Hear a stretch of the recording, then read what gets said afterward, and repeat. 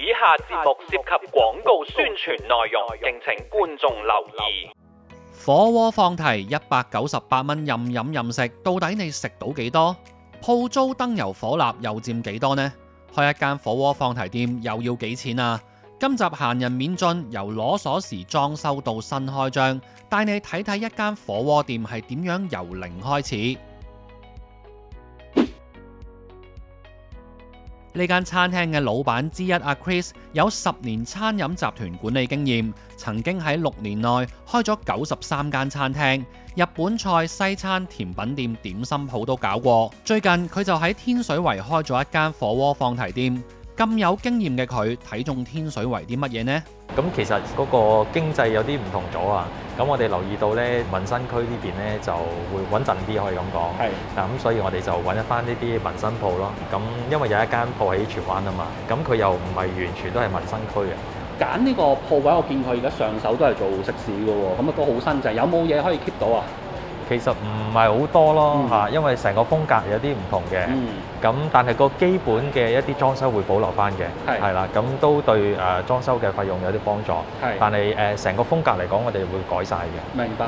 咦，咁而家呢度就係佢哋原本個水吧位，咁但係呢啲都拆㗎喎，係咪啊？係要拆嘅。keep 唔到係咪？呢啲全部都 keep 唔到啊！因為我想擴充個水吧嘅空間，因為我哋預計咧啲客人都多嘅，咁我想多啲空間俾啲同事做嘢方便啲。咁所以呢個位成個我哋都要拆咗佢，咁地下我哋都會填咗佢，咁呢個成個空間就會變咗一個新嘅水吧位咁樣。鋪租點樣？算唔算有競爭力先？哦，其實而家諗翻咧就好有競爭力嘅，因為幾個月前咧我哋傾嘅時候咧仲係未開放啊。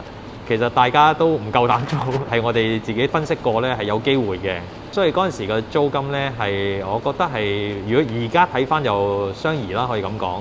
喺嗰陣時候咧，其實就唔係個個人夠膽租啊，我哋係膽粗粗去租嘅啫。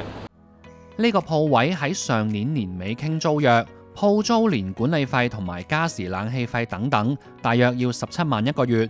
如果係而家先簽約，可能就會貴1至2成。租咗鋪就梗係要裝修啦。雖然上手都係做飲食，但由於性質同需求唔同，好多嘢都要重新做過。呢度大約2000尺，廳面同埋廚房裝修就用咗200萬。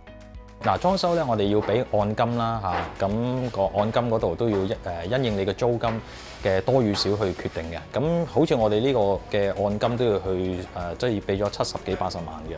咁再嚟，譬如裝修有一啲鮮風啊、抽氣啊、牌照啊嚇，咁呢啲我哋都要再加裝嘅。咁喺呢個地方咧，就佔咗個成本嚟講係比較多啲嘅。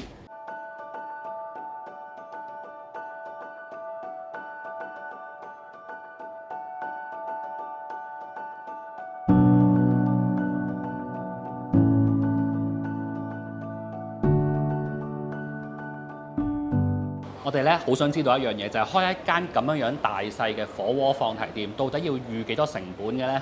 如果開好似我哋呢啲咁樣嘅放題店啦嚇，咁要成400萬嘅。廳面同廚房裝修200萬，租金、水電煤按金100萬，雜項流動資金100萬，加埋咧就係400萬啦。好多食客咧出去食飯咧都會講一樣嘢嘅，就係我哋俾100蚊食飯，到底食咗幾多係嗰個食材嘅成本，幾多又係幫老細交租呢？嗱，你呢度點計㗎？哦，如果100蚊嚟講咧，一般放題店咧個食材成本大概35度啦。咁我哋呢邊會高少少嘅，要過40㗎。我哋租金方面咧就大概係20到25之間啦。咁當然可能商場會更加高少少，去到30都有嘅。以我所知係人工方面咧就有唔同，因為火鍋店有唔同嘅模式嘅。有啲火鍋店嘅模式咧就係所有產品就擺出去就俾客人攞，又或者從供應商咧買入之後咧直接咧就可能係炸，經過好簡單嘅烹調就可以上。佢哋啲人工或者係人數方面咧唔需要咁多。咁我呢邊嚟講就會，因為我有水吧，亦都有即炸嘅好多產品，係客人咧就喺 QR Code 就點咗之後，我哋先會炸。我哋會有廚師喺呢度，亦都有水吧喺度，用嘅人數咧就相對比較高啲。嗱，其實我知道咧，香港好多時候開火鍋店，特別係開火鍋放題店咧，通常老闆嘅心態就係因為覺得嗰個人力成本咧就會比較慳翻少少，好過可能例如開間酒樓或者小菜館咁樣。咁但係點解你哋咁辛苦即係攞苦離身，就係話做咗一個火鍋店啦，但係都仲做咁多廚房嘢呢？喺我哋角度咧睇到就係有兩個考慮點啦嚇。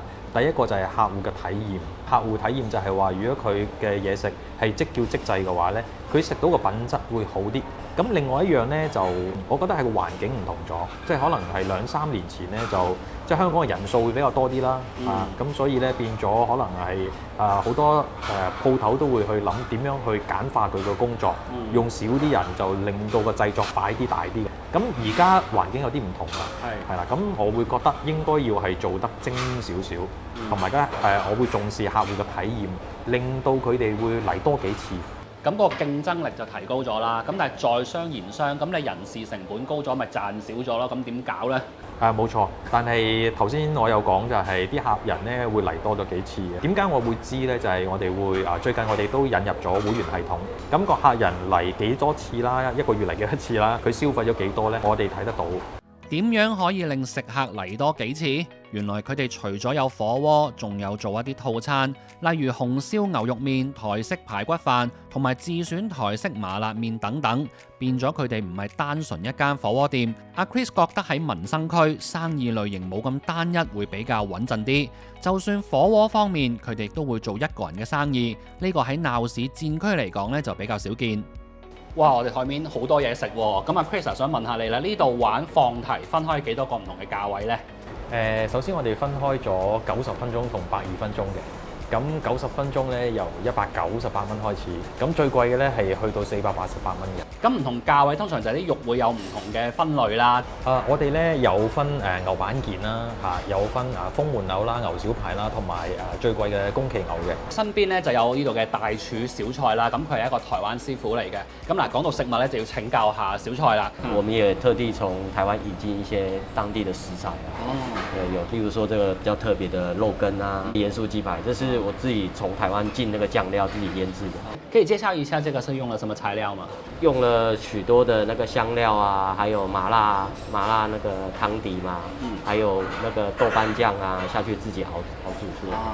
那椰子雞的話，我們是用椰黃水，泰國的椰黃水，對，下去製作的。一般咧出邊好多都會選擇用椰青水啊，或者係紙包裝嘅係椰奶啊咁樣。咁我哋呢邊咧真係用嗰啲原隻新鮮嘅椰黃嗰隻去做嘅。作為老細左右手 ，Milko 都有好多唔同類型餐廳嘅工作經驗，唔知佢覺得做放題店同其他餐廳有咩分別呢？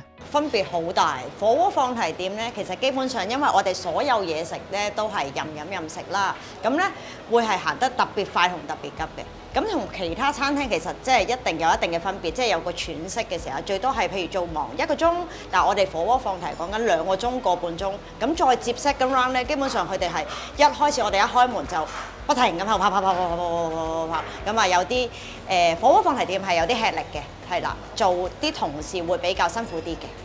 今日就講到呢度，多謝大家支持。有興趣嘅朋友可以喺下面 info box 揾到地址。下條片再見，拜拜。